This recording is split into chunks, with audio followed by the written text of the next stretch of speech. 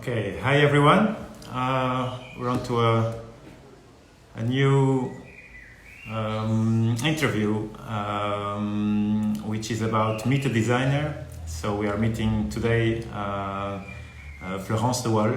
You're gonna be able to know a little bit about her work later on. I will just specify that this interview is going to be in French. I've been making the interviews in English in order to balance the beautiful languages of this country. Some of the interviews have been in French, others have been in Dutch or in English. So, quick reminder for those of you who are joining and are joining LiveSpace for the first time. LiveSpace is a series of interviews in which we talk with either Belgium or designers working in Belgium mostly. We'll see how that evolves in the future. So mostly interior architects, and we are also interviewing experts on anything that is connected to interior design and architecture.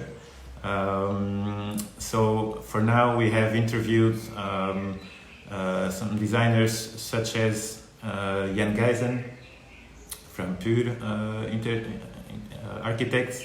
We have talked to Christophe Ternest and Eric Duterne. So today it will be Florence De Waal. Other interviews with experts have been, for example, Wout Hogendorn for glass. We have also had 2 interviews about light, really interesting ones. Yeah, as I said, this will be ongoing, and we'll keep on inviting very interesting people in the future. So just to give you a little introduction here about, so LiveSpace is part of, organized by AINB.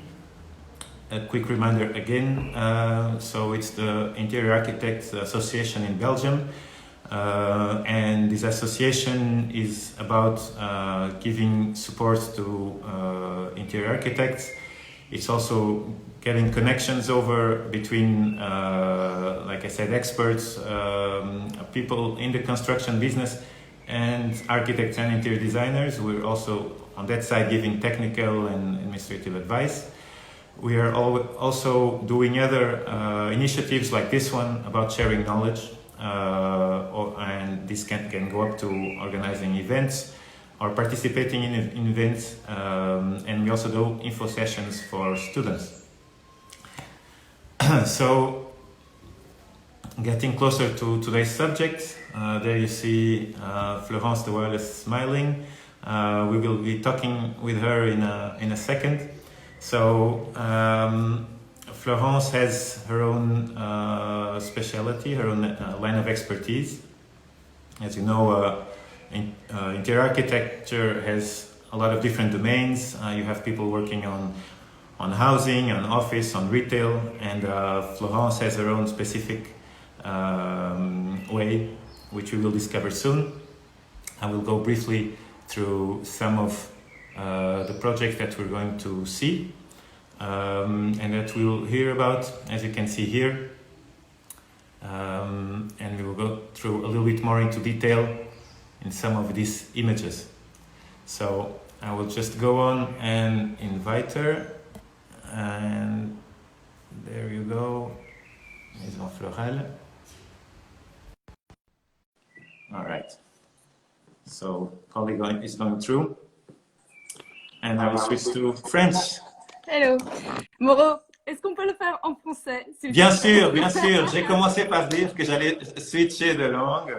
J'espère que ça t'a pas créé un petit stress supplémentaire. Non, non, non, en français. Non, parce que je vais pas arriver en anglais. Non, pas de souci. J'espère en tout cas que pour tout le monde, ça reste en tout cas, enfin, que vous restez accrochés au contenu et aux choses intéressantes qu'on va pouvoir entendre. Alors, petite dédicace, je ne sais pas si tu as remarqué dans le décor. Oui. C'est pour toi. toi. Il y a un effort et j'entends les oiseaux chanter même. Oui, oui, non, non, vraiment. Voilà, donc cette belle verdure en Tu es En, où? hon- pardon, en honneur au nom de ton bureau. Top. Je voulais savoir, merci Moreau, c'est super chouette, mais tu es où? Mais je suis dans mon bureau. Aïe, aïe. Ok, d'accord, j'avais pas vu cette partie-là de ton bureau. Oui, donc je suis sous la verrière. On aura l'occasion, enfin, j'aurai l'occasion certainement de la présenter, enfin, quand je serai interviewé et je ferai un petit tour de la maison, qui est une maison Horta, Victor Horta. Et ici, c'est voilà, sous la verrière et avec ce magnifique jardin juste derrière. Effectivement, il y a des oiseaux. Merci. Bon, bienvenue. Et je suis très content d'être là avec toi et de développer un peu enfin, ton parcours professionnel. Oui. Je vais peut-être commencer par te demander pourquoi l'architecture intérieure, tout simplement. Alors, je viens d'un milieu où l'architecture d'intérieur était assez loin. Mes parents sont agriculteurs, donc rien à voir avec le secteur. Mais j'ai eu la chance que ma maman m'a toujours emmenée dans des endroits comme des brocantes, des salons et tout ça. Et donc, j'ai petit à petit créé une affinité avec l'intérieur. Et très vite, j'ai ressenti que j'avais envie de faire des études artistiques, sauf que mes parents étaient plus essayent de continuer un parcours classique. Donc, jusqu'à mes 18 ans, j'ai fait un parcours classique. Et après, j'ai été me diriger vers l'architecture. Et puis, je suis partie en archi intérieur. Mais c'était ça que j'avais envie de faire dès le départ. Je ressentais très, très vite que le dessin, la créativité, c'était quelque chose qui me plaisait. Et j'étais pas très bonne à l'école. Mais par contre, là-dedans, je me sentais bien. Donc, voilà. On a des choses en commun, visiblement. Ton démarrage, tu vas nous parler dans un instant sur, enfin, sur, on va dire, ta voie, un domaine sur lequel tu t'es spécialisé. Euh, Ton démarrage a été difficile, enfin, a été. Donc, en fait, quand j'ai commencé, mes parents m'ont poussé à faire le plus difficile à leurs yeux. Donc, ils m'ont dit, essaye l'archi. Et donc, je suis lancée en architecture, sauf que les maths, c'était la mécanique, ça n'a pas passé. Et donc, j'ai fait cette première année qui était très enrichissante parce que c'est une autre approche de l'architecture. J'ai rencontré plein de personnes. J'ai appris une certaine exigence dans le dessin grâce à cette année-là. Et quand je suis retrouvée en archi intérieur, c'était beaucoup plus dans la création créative et on était beaucoup plus libre. Donc, ce passage en archi a été très riche au final. Au début, j'avais l'impression d'avoir perdu mon temps en me disant zut, j'ai perdu cette année et tout. Et au final, ça m'a apporté beaucoup du réseau et des connaissances. Donc, mon parcours à Saint-Luc s'est très très bien passé. En archi intérieur, j'étais dans mon élément, je me suis bien amusée, je suis tombée sur des profs géniaux. Et par contre, parfois, j'avais peut-être un peu de difficulté sur le côté trop abstrait. J'avais parfois besoin du concret, d'être dans un peu la technique des choses. J'aime beaucoup ne pas être juste dans des idées floues, mais j'aime bien que les choses soient concrètes et réelles. Et donc, à Saint-Luc, il y avait parfois un petit peu ce côté un peu trop tiré par les cheveux qui me correspond un peu moins. Donc, j'ai fait une spécialisation donc c'est 3 ans à Saint-Luc, plus une année en spécialisation design. Et puis voilà, j'ai démarré à travailler en tant qu'indépendante. Et enfin, ce besoin d'avoir quelque chose de plus terre à terre, tu l'as quelque part retrouvé dans le démarrage, on va dire, les premières années. Donc, mon choix a été très clair. Quand j'ai fini Saint-Luc, je voulais absolument aller dans un bureau d'architecture. Je ne voulais pas aller en archi intérieur, je voulais apprendre encore des choses. Donc, je me suis retrouvée dans une toute petite structure, le bureau Rubers Architecture. On était 3 grands max. Un gars d'une 60aine d'années, donc avec une certaine rigueur. Et ça me convenait très, très bien parce que j'avais envie d'apprendre, j'avais envie de découvrir de nouvelles choses. Et j'ai eu l'occasion de travailler sur des beaux projets et j'ai fait un peu d'archi dans ce bureau, pas seulement de l'architecture, mais comme ils faisaient des projets très haut de gamme, mais je me suis retrouvée à faire un peu les deux. Et au bout de 2-3 ans, je trouvais que j'avais fait le tour. J'apprenais plus assez, donc ça me convenait plus. Je commençais à chercher autre chose et je suis tombée par hasard chez Orpea, donc qui est le secteur des maisons de repos. Voilà.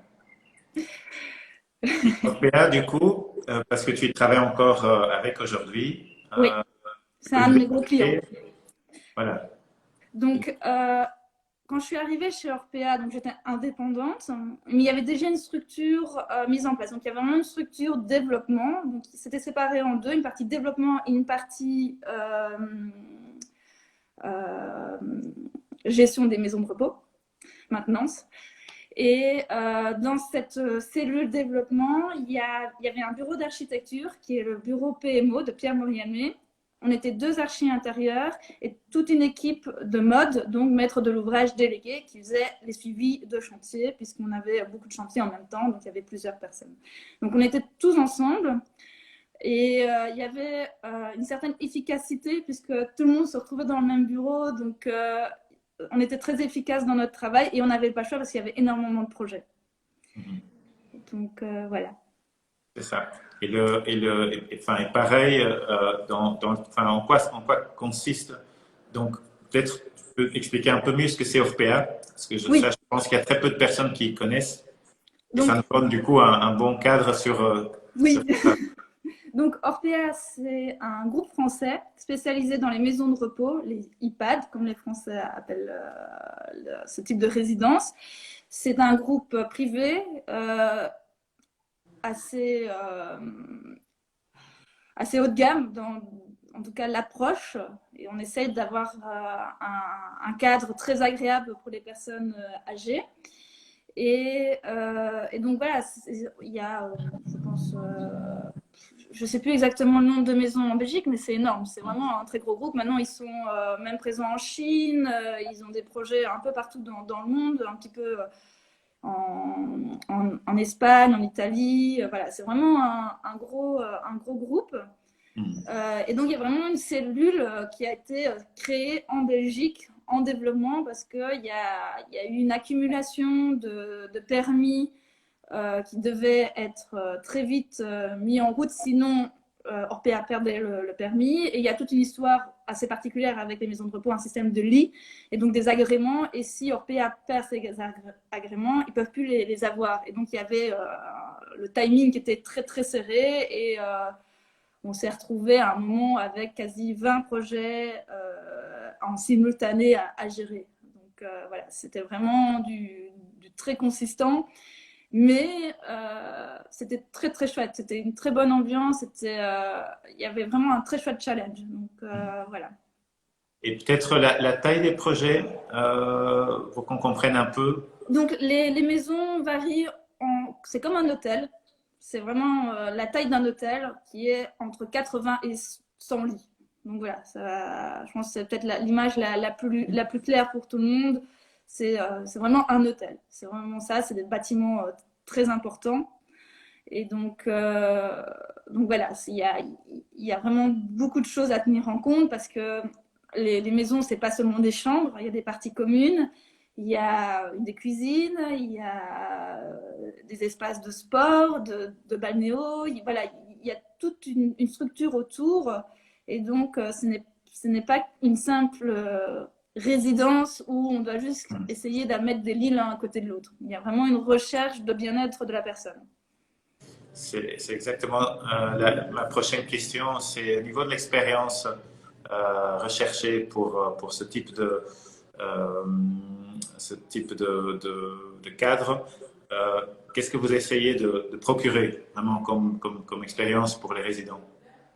Donc ça, il y a un point d'honneur pour Orpea d'essayer de créer un cadre de vie agréable pour le résident. C'est très important, c'est que la personne puisse se sentir bien.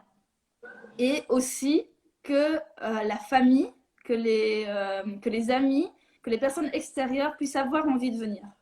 Donc, si on a 10 minutes, une demi-heure devant nous, on a envie d'aller boire un café avec maman, avec papa, parce que le cadre est chouette. C'est comme si on était dans un hôtel. On n'est pas dans quelque chose de triste, de terne, sans caractère. On est vraiment dans quelque chose de vivant, de moderne, d'actuel, avec des recherches dans les tissus, dans les objets, dans les luminaires, pour que ce soit un dépaysement, que les gens qui viennent vivent une expérience, et pas seulement pour la personne âgée, mais aussi pour la famille.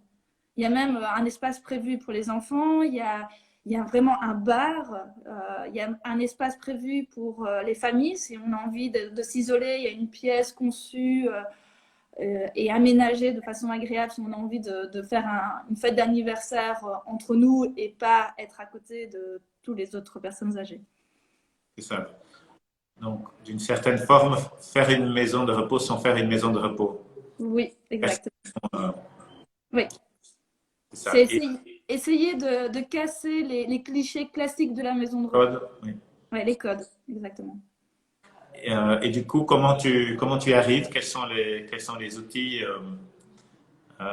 quelles sont les stratégies que tu mets en place ou des choses que tu as vues qui marchent, qui fonctionnent ou que toi tu t'en sers ou que tu as imaginé pour créer cela? Alors, chaque résidence sont différentes. Donc, on crée chaque fois un thème. Donc, il y a par exemple un projet où on était sur une enseigne Syrie, donc le thème est devenu sur le bois. Quand on est à la mer, c'est plus sur le sujet de la mer. Ici, il y a un projet sur lequel je suis occupée de travailler à Anvers. On est parti sur la danse classique. Donc, il y a à chaque fois un thème. Donc, à partir de ce thème, on s'est créé une histoire. C'est vraiment le bâtiment, il faut lui créer une histoire, une expérience. Et cette expérience peut être créée seulement s'il y a un thème. Et donc, chaque maison est différente. Il n'y a pas deux fois la même chose. On retrouve la pâte Orpea, mais elles sont chaque fois de couleurs, de matières différentes. Chaque fois, on démarre sur une page blanche et on recrée tout.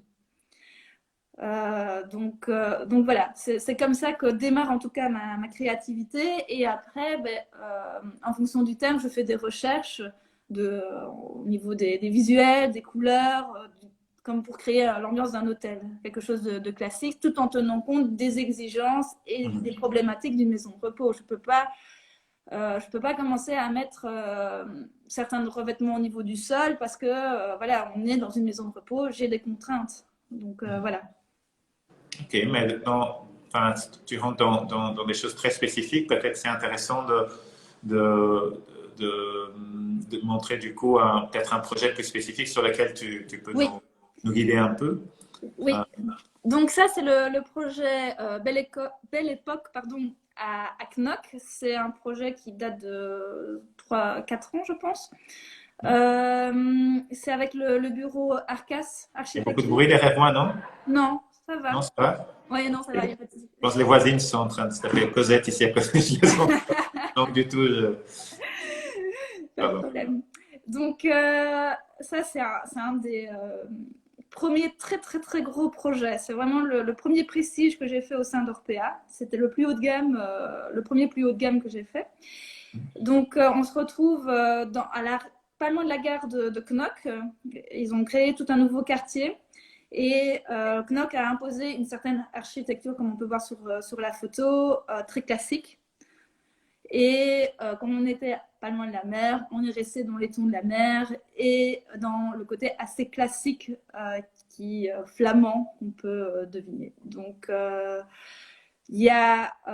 peut peut-être passer à la photo suivante qui est peut-être un peu plus parlante. Donc ça, c'est le restaurant. On a essayé, donc, pour que ce soit le plus chaleureux possible, travailler avec du carrelage bois au sol. On ne va pas travailler avec du vrai bois parce que ça a un petit point de vue usure et tout ça, c'est un peu plus compliqué. Et point de vue entretien aussi. Donc, le carrelage bois, c'est une solution agréable, c'est plus sympa, c'est plus chaleureux que du carrelage gris 60-60. Donc, on a amené de la chaleur au niveau du sol avec ce carrelage.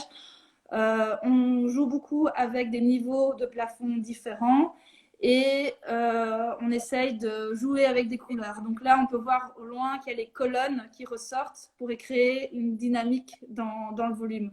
j'aime beaucoup essayer qu'il y ait un rythme à l'intérieur. J'aime pas spécialement créer des lieux plats et froids.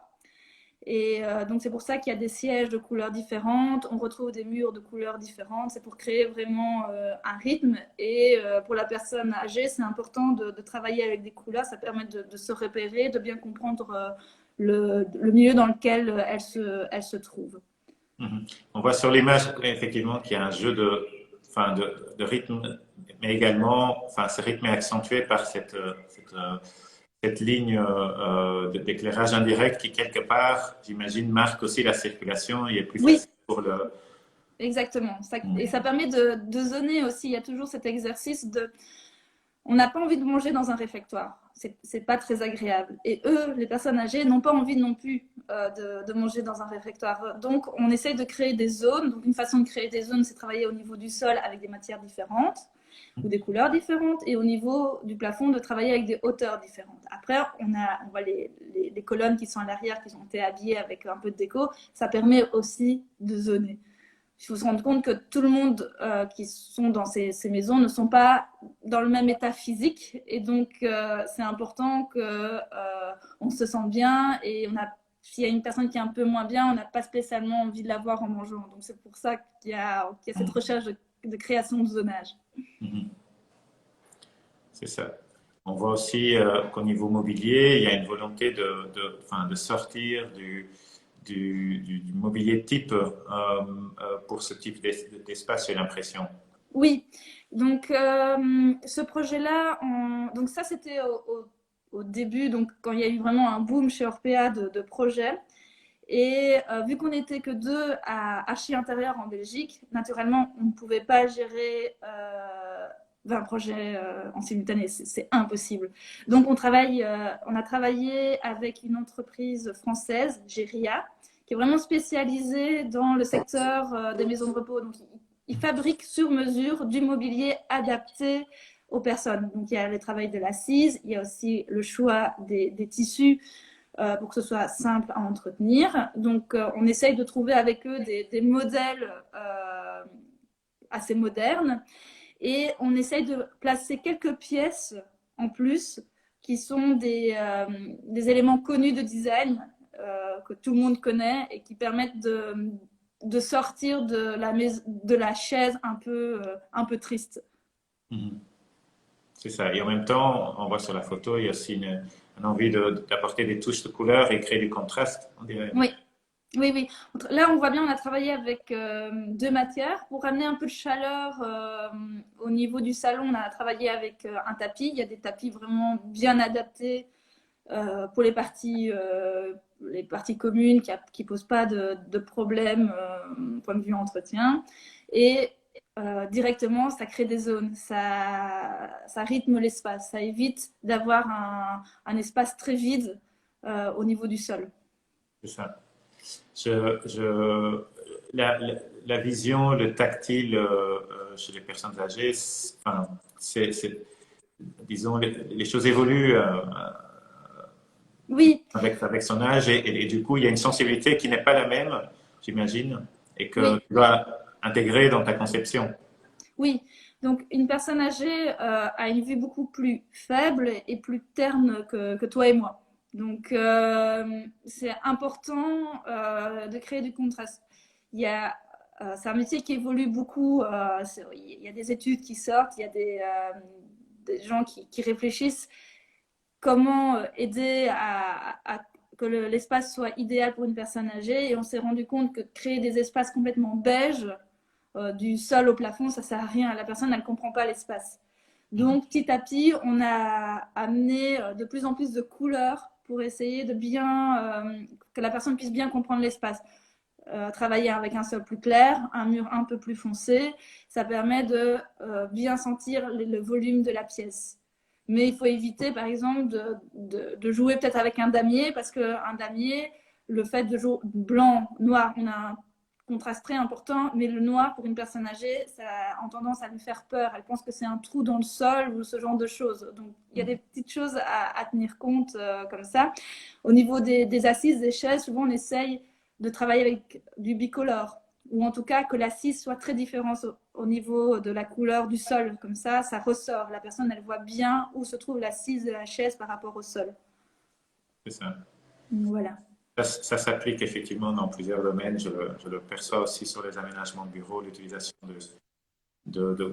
enfin, le contraste n'est pas un problème, mais quand le contraste est trop grand et qu'on commence à toucher au noir notamment, selon le type de client et son âge aussi, enfin, on perçoit que les choix par rapport à ça enfin, les réactions par rapport à ça sont pas pareilles. Oui. Ça, c'est bien la preuve.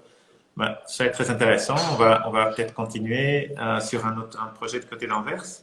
Oui, donc le projet Parkland, c'est la rénovation d'un hôtel, Radisson Blu, pas loin, je ne sais plus le nom du parc, peu importe, un très chouette quartier.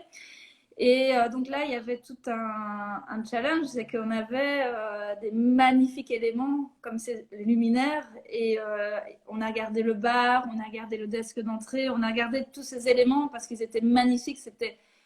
Ça pouvait être une erreur de vouloir tout détruire. Et donc là, il y a eu vraiment un travail de garder l'âme de l'hôtel. On a vraiment essayé de suivre l'âme de l'hôtel du départ en adaptant du mobilier pour les personnes âgées. Même le carrelage n'a pas été changé, on a juste mis des nouveaux tapis pour que ce soit propre. Naturellement, ils étaient un peu vieux, on a repeint, mais on a gardé les portes, on a gardé le bar, la verrière, on a vraiment gardé le maximum de choses. Et donc, c'est assez étonnant de rentrer dans cet hôtel parce que c'est vraiment un hôtel, mais c'est une maison de repos. Ça montre bien la frontière est très fine entre les deux. Oui. Mais en tout cas, cette optique de réutilisation de matériaux enfin, est parfaitement pertinente, particulièrement dans l'époque dont nous sommes. Et d'autant plus que les éléments enfin, que tu nous montres par les photos sont effectivement très qualitatifs et qu'il fallait les garder. Oui, on a du marbre, tous les éléments étaient super bien. Ça avait mis vraiment beaucoup d'argent. Même la piscine, on a gardé beaucoup de choses. On ne voit pas sur la photo, on a juste repeint le plafond avec une peinture un peu dorée et on a repeint les murs, mais on a gardé les principaux éléments. Effectivement, alors, je vais peut-être juste revenir sur les contrastes, enfin les limites. Tout à l'heure, sur les photos, on percevait avec cet éclairage indirect au niveau du plafond qu'il y avait un contraste lumineux qui se créait. Donc ici, on voit par exemple le matériau de la porte qui est effectivement très contrastant. Donc ici, donc ma question serait ces contrastes accentués sont à la fois un besoin, c'est-à-dire pour faciliter la lecture, donc enfin de l'espace, aux résidents notamment, plus qu'un choix esthétique, ou bien comment tu jongles avec ça? J'avoue que j'aime beaucoup quand même jouer avec le contraste. Ça me correspond bien. Je suis pas pour un lieu où tout est blanc. Ça me correspond pas du tout.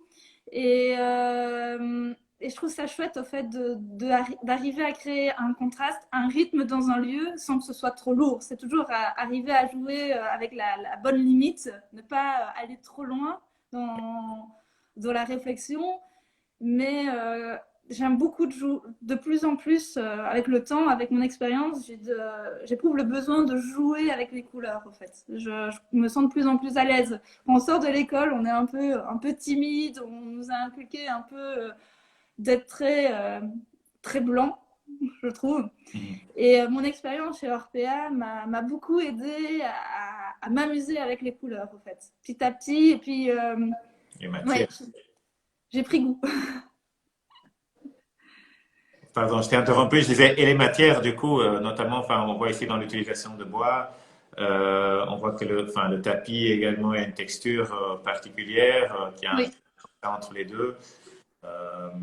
Mais c'est important, je pense, pour l'éveil de la personne, c'est important aussi de toucher les choses faut faire attention aussi de ne pas travailler avec des matières qui sont trop rugueuses, trop agressives pour la peau, parce que les personnes âgées ont une peau un peu plus fragile que nous.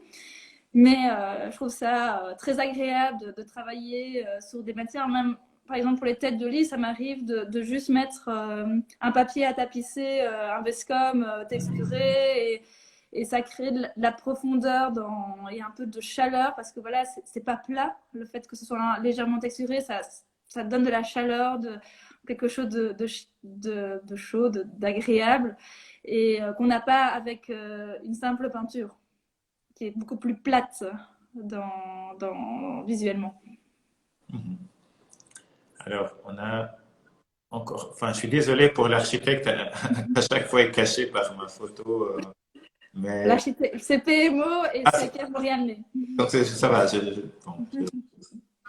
ne le cache pas, donc c'est bien. Et donc, ici, on est sur un projet plus récent, il me semble, Alan. Oui, c'est le dernier projet terminé chez Orpea. Donc, c'est à Lannes. Le site est magnifique. J'aurais dû te donner une photo de la vue, mais on a vu sur pas loin les champs de Waterloo, de la bataille de Waterloo. Donc c'est magnifique. Les biches arrivent derrière et tout. Donc c'est assez chouette. La construction est assez classique. Et donc on est resté... vu la forme du bâtiment et l'implantation, on est parti sur le thème de l'équitation, parce qu'on vient dans cette zone-là de la Belgique. Et donc là, on a de nouveau, mais on le voit très bien là, jouer avec du contraste. Là, j'ai travaillé avec du bleu et du orange, avec un peu de laiton. Je m'amuse aussi pas mal avec les matières, parce que là, on a du carrelage bois au niveau du sol, on a un mosaïque sur le desk, et après, on a du marbre sur la tablette. Donc, c'est un petit peu... Et du laiton.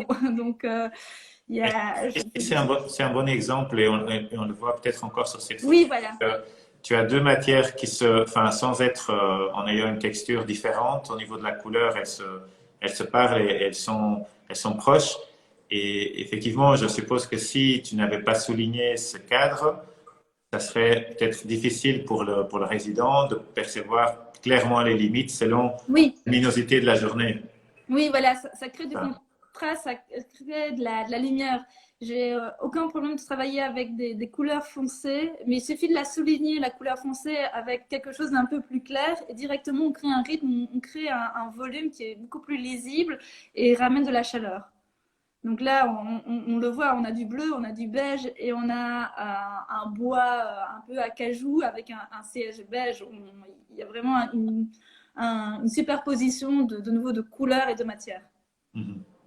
Et des matières qui ont du caractère aussi.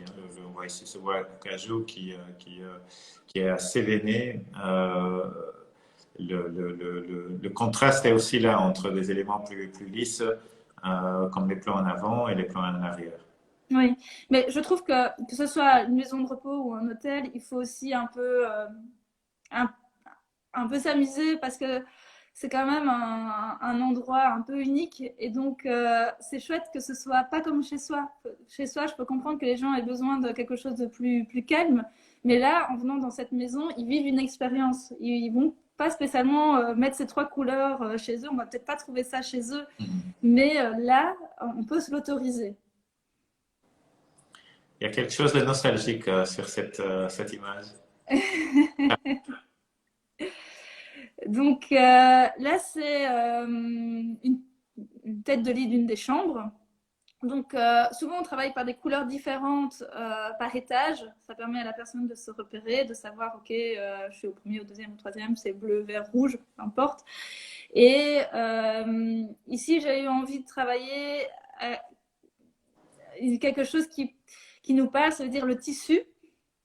Je trouve qu'il y a un étage où c'est plus un tartan, là c'est un tweed, et je trouve ça chouette de ramener une matière comme du tissu au niveau du mur. Je pense que ça parle aux personnes âgées, elles connaissent ce genre de tissu, c'est des choses qu'elles ont touchées à un moment de leur vie, et ça permet de ramener de la chaleur. Et donc là, vu que les plafonds étaient relativement hauts, on a joué avec une petite frise appliquée à 3/4 d'auteur, ce qui permettait de ne pas avoir quelque chose de trop lourd avec les petits luminaires tombants. Et donc là, on voit de nouveau du contraste. La tête de lit, elle est contrastée par rapport au mur.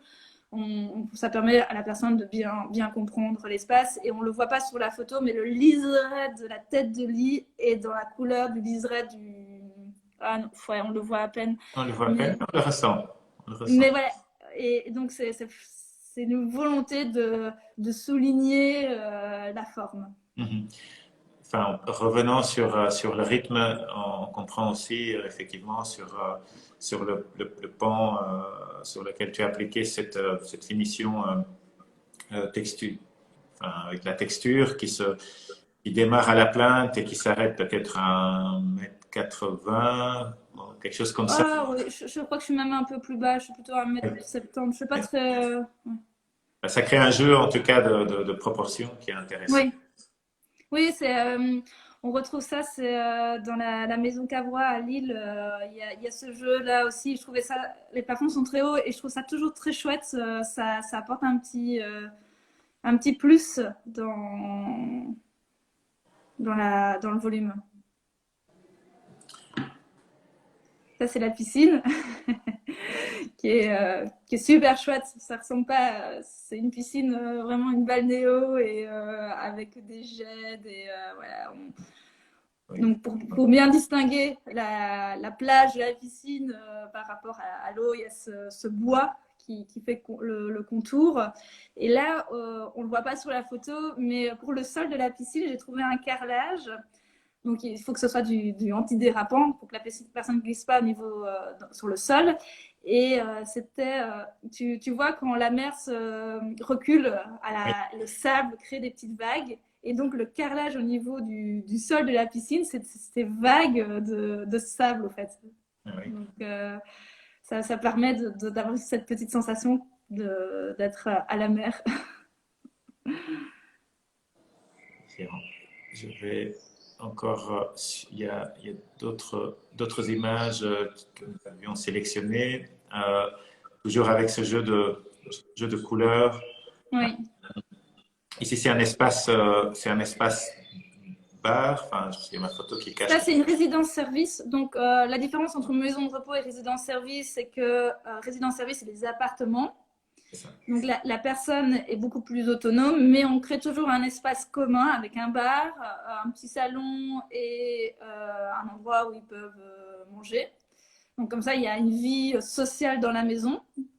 Mais par contre, c'est des gens qui sont beaucoup mieux physiquement. Ils n'ont pas besoin d'infirmières spécialement tous les jours, ou pas du tout même.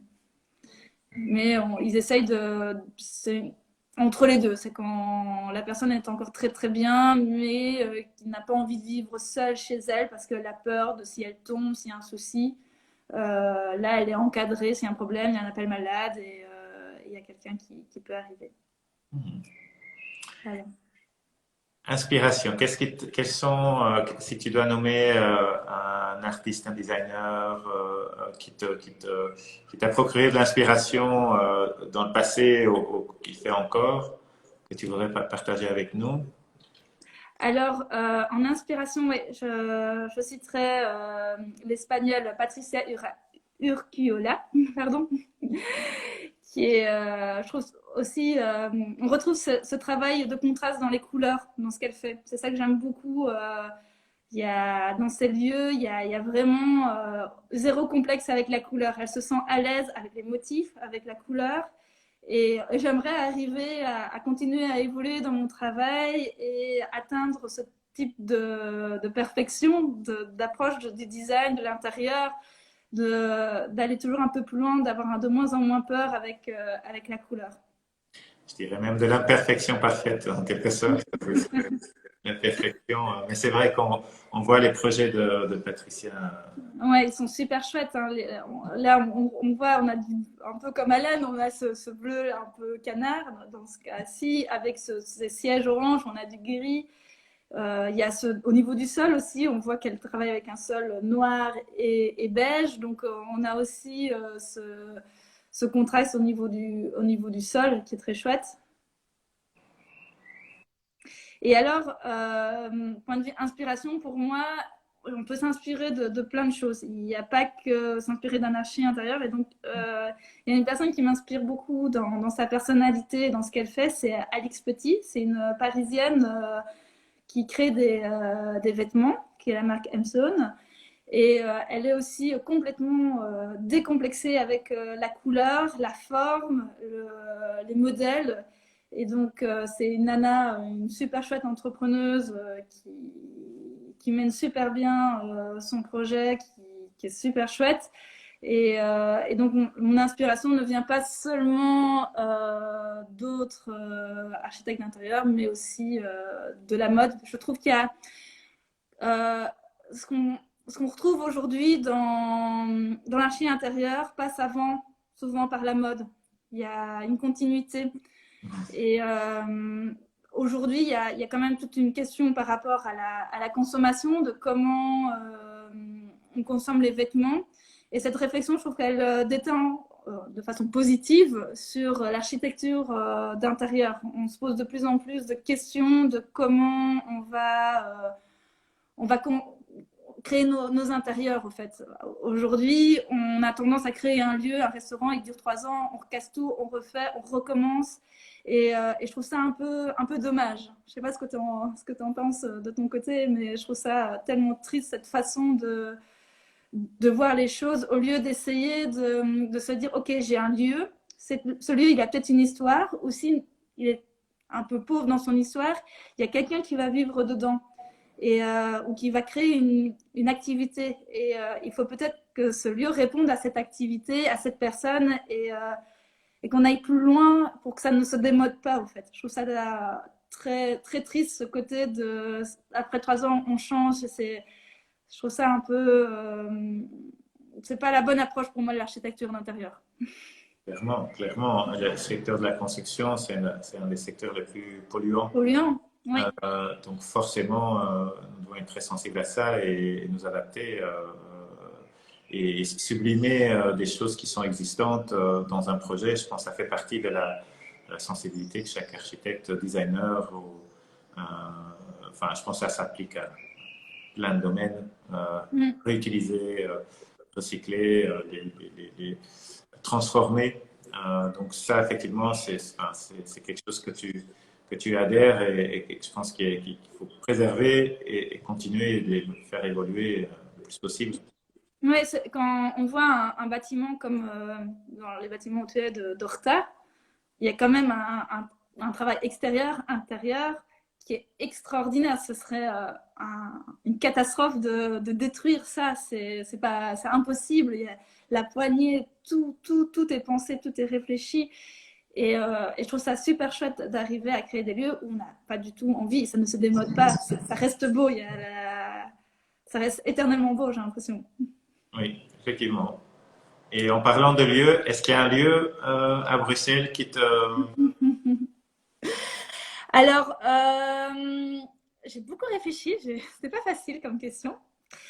Et je suis venue à un lieu assez classique. Je ne vais pas sortir quelque chose de très particulier. Je trouve qu'il y a passé de la place Flaget vers l'abbaye de la Cambre, il y a quelque chose assez chouette.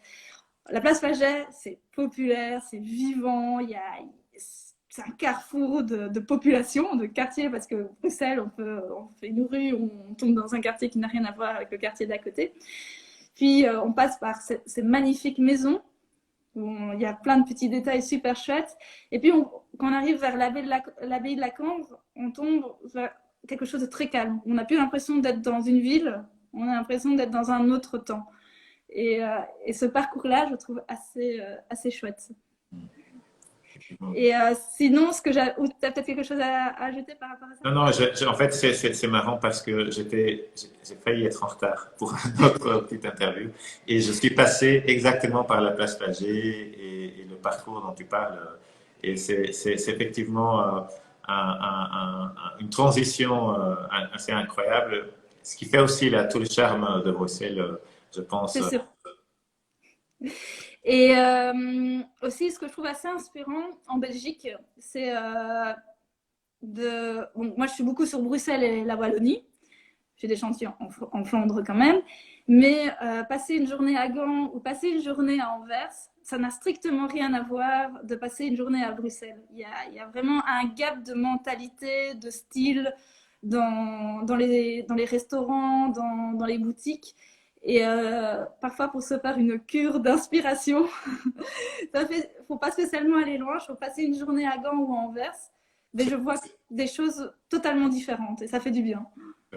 Enfin, deux lieux de création, deux pôles de création très importants dans le pays, très riches. Oui, très très riche et tellement différent de Bruxelles. Complètement. D'ailleurs, j'ai habité à Anvers, que je connais assez bien.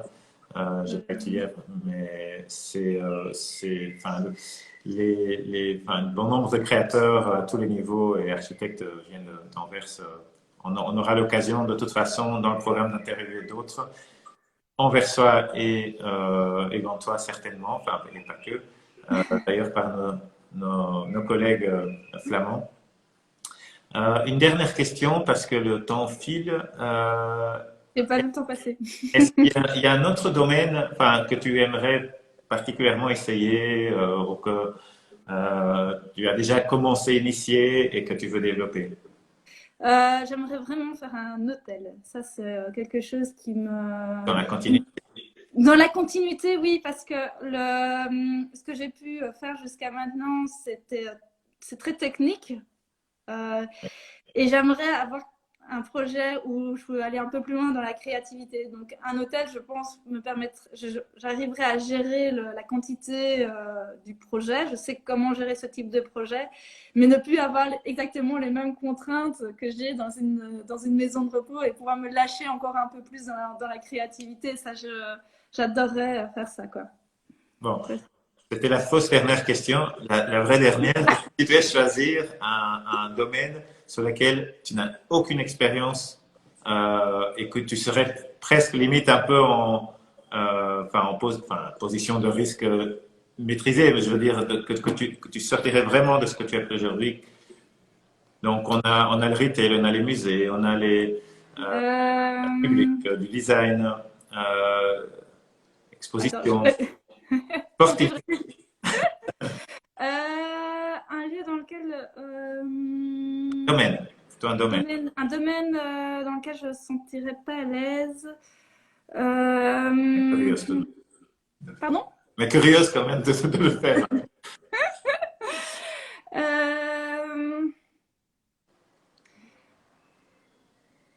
C'est pas facile comme question. Du design, j'aimerais le faire plus. Design d'objet, tu veux dire donc. Ouais, voilà, design d'objets, ça c'est quelque chose que j'ai un petit peu développé, mais vraiment touché du bout des doigts. Ouais. Et ça me fait un peu. Je trouve que c'est compliqué en fait. Si demain je dois créer un luminaire, je ne sais pas exactement comment m'y prendre, même si j'ai fait ça à l'école, mais de façon très théorique. Oui. Il y a tellement de matériaux différents. En général, il y a quand même le câble électrique, il y a plein de choses un peu plus différentes que je ne connais pas en fait.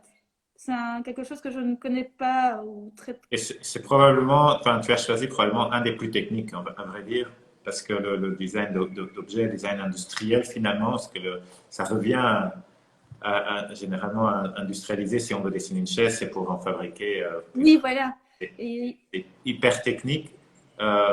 Toute la beauté est dans trouver l'équilibre entre le technique et les formes, l'idée de base, effectivement. D'ailleurs, tu as interviewé Eric Duterne, qui est oui.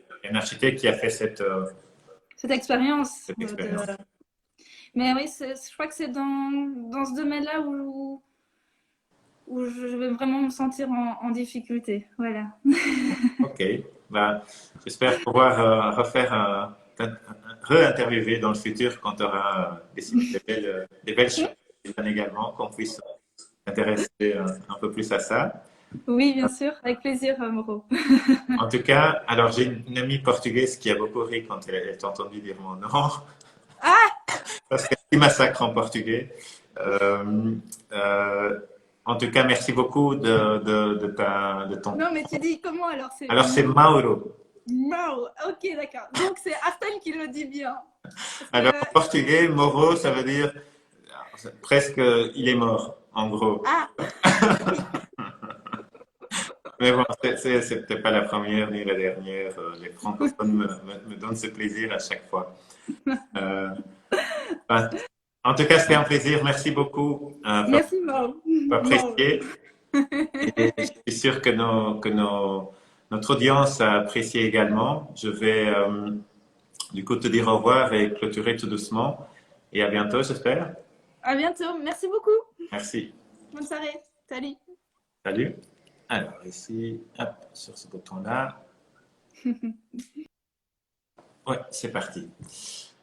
Voilà, voilà. Donc, oui, j'avais commencé en anglais, je vais quand même terminer en français, sinon ça n'aurait pas de sens. Donc, nous avons pu parcourir, voir un peu, découvrir donc ce travail intéressant et cette spécialité de Florence de Waal. Euh, on va continuer. Cette vidéo, d'ailleurs, vous allez la retrouver en ligne sur le profil de l'INB.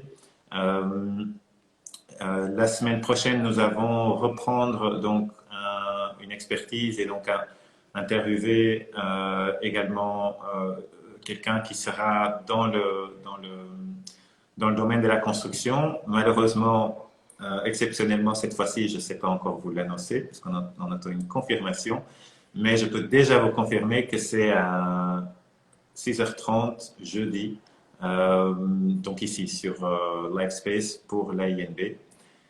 J'espère que vous avez apprécié et je vous souhaite une très belle soirée à tous. Et à bientôt.